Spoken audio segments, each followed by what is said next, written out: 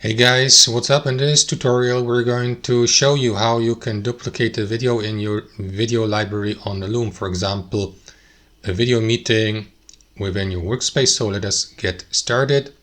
Head over to the web application of Loom and log into your account. Next, select your workspace in top left and navigate to your content library here. Switch either to screenshots or videos. I will go with video. And then hover your mouse over the video, click into the three dots and select duplicate.